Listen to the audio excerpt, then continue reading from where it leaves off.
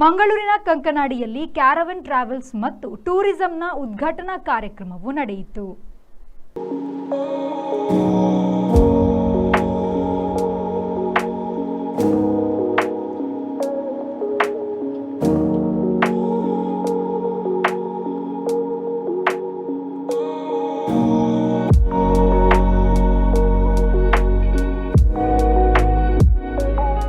ಮೋತಿಶಾಮ್ ಡೆವಲಪರ್ಸ್ನ ಮಾಲೀಕ ಸಯೀದ್ ಮೊಹಮ್ಮದ್ ಅರ್ಷದ್ ಅವರು ರಿಬ್ಬನ್ ಕತ್ತರಿಸಿ ಕ್ಯಾರವನ್ ಟ್ರಾವೆಲ್ಸ್ ಮತ್ತು ಟೂರಿಸಂ ಅನ್ನು ಉದ್ಘಾಟಿಸಿದರು. ಮಂಗಳೂರಿನ ಕೆಎಂಸಿಯ ಡೀನ್ ಡಾಕ್ಟರ್ ಉನ್ನಿಕೃಷ್ಣನ್ ಅವರು ಮುಖ್ಯ ಅತಿಥಿಯಾಗಿ ಭಾಗವಹಿಸಿ ಮಾತನಾಡಿ ನೂತನ ಉದ್ಯಮಕ್ಕೆ ಶುಭ ಹಾರೈಸಿದರು.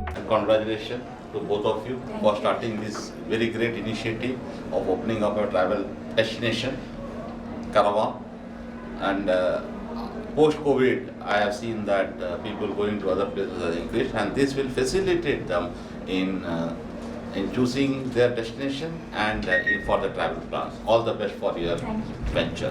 Congratulations. ಕ್ಯಾರವನ್ ಟ್ರಾವೆಲ್ಸ್ ಮತ್ತು ಟೂರಿಸಂನ ಮಾಲಕಿ ಶಾಹಿನ್ ಸಿದ್ದಿಕಿ ಅವರು ಮಾತನಾಡಿ, ನಮ್ಮಲ್ಲಿ ಪ್ರಯಾಣ ಮತ್ತು ಪ್ರವಾಸೋದ್ಯಮಕ್ಕೆ ಸಂಬಂಧಪಟ್ಟ ಎಲ್ಲ ಸೇವೆಗಳು ಲಭ್ಯವಿದ್ದು ಗ್ರಾಹಕರು ಸದುಪಯೋಗ ಪಡಿಸಿಕೊಳ್ಳಿ ಎಂದರು. Hi everyone. We are happy to open a new branch, Caravan Tours and Travels in Mangalore.